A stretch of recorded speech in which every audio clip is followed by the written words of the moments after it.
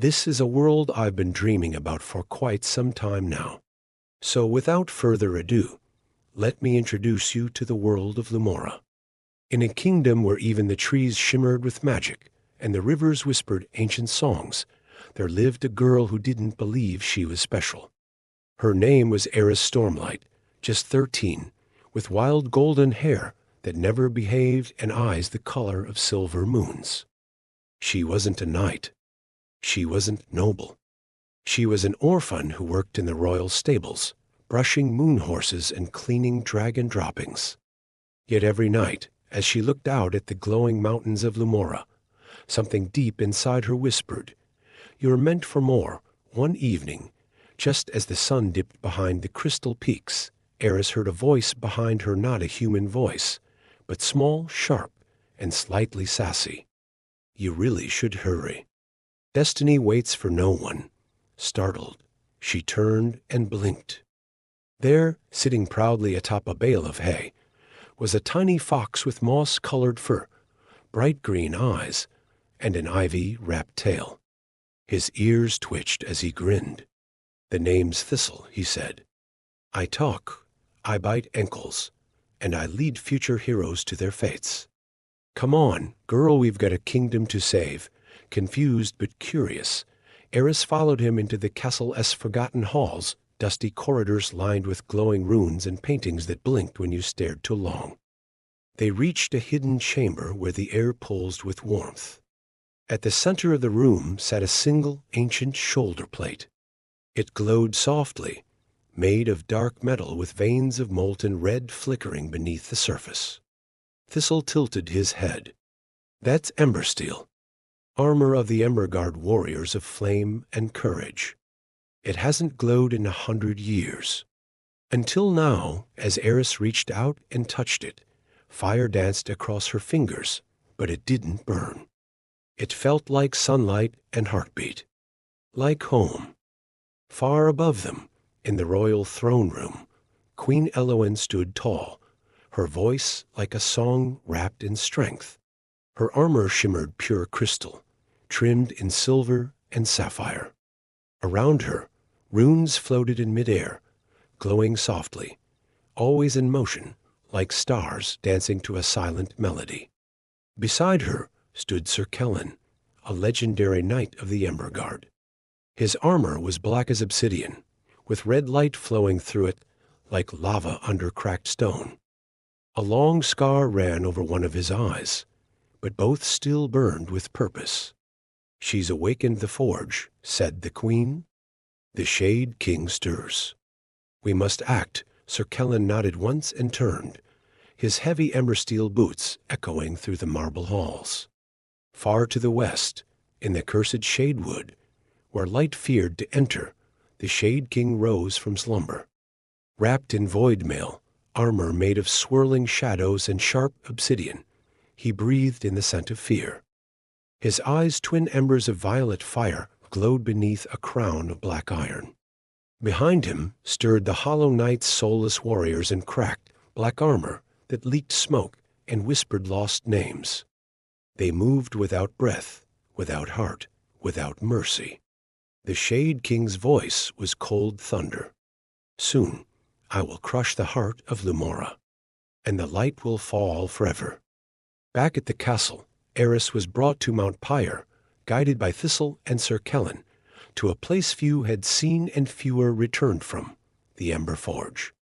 The forge burned with dragon fire, and runes etched into the stone walls glowed as Aeris entered. Flames danced not wildly, but with purpose. The forge did not simply make armor, it revealed who you were. With Kellen's guidance, Aeris began to build her armor, a chestplate of silver-leaf steel, engraved with phoenix feathers that shimmered in the light. Gauntlets lined with runes of courage and truth, which pulsed with energy each time she moved. A helmet crowned with golden flame, designed not to hide her, but to reveal her spirit.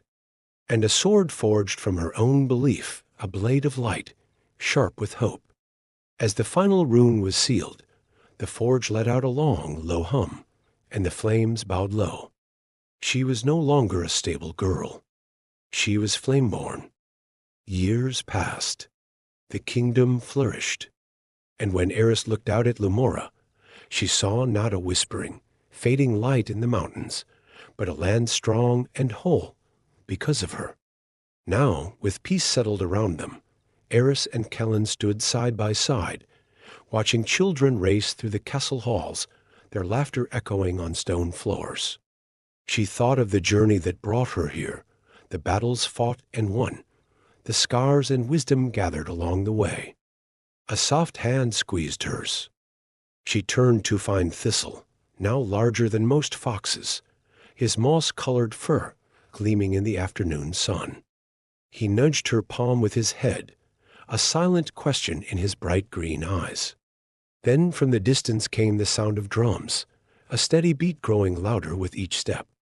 Aeris felt her gaze drawn to the training yard where young recruits sparred under the watchful eyes of seasoned knights. News came quickly. The Shade King had reached the edge of Lumora. The skies darkened. The rivers stilled. The final stand would be at the Gates of Light, where the kingdom's magic held back the shadows. Aeris rode alongside Kellen, Thistle perched on her shoulder, his fur bristling. The queen stood at the gates in her radiant crystal armor, light bursting from her every movement. The army of hollow knights arrived like a storm of ash. The air turned cold. The ground cracked. The Shade King stepped forward, shadows crawling at his feet. And he laughed. "You send a child in glowing armor to face me?" Aeris stepped forward. Her armor gleamed like sunrise. Her blade hummed. "I'm not just a child," she said, her voice steady. "I'm the light you couldn't kill," and the battle began. Blades clashed. Light and shadow warred across the field. Kellen cut down hollow knights like fire through ice. The queen summoned beams of moonlight to shield the wounded. Thistle, with a warrior's squeak, leapt into battle, tripping enemies and snarling like a tiny fury. And Aeris moved like a flame in the wind. Her armor glowed with every heartbeat. Her blade struck not with anger, but with purpose. She reached the Shade King. He swung his great dark sword. She dodged, rolled, and drove her blade into the heart of his shadows. There was a burst of silence. Then light. The Shade King screamed and vanished like smoke at dawn. The hollow knights fell. The darkness broke, and Lumora sang once more. Years later, children gathered in the gardens of the castle, staring up at a new statue, Aeris Stormlight, clad in armor of silver and flame, her sword raised to the sky. They asked her how she had done it, how a stable girl saved a kingdom. She smiled and knelt down. "You don't need to be born a hero," she said. "You just need to believe in your light. And never let anyone blow it out, and so our story ends, or perhaps it's only beginning." I hope you enjoyed reading this tale as much as I enjoyed writing it. And if you haven't already, please do take a moment to check out our albums available on all streaming platforms. Thank you so much for joining us on this adventure. Until next time, may your paths be ever bright and your foes be ever vanquished.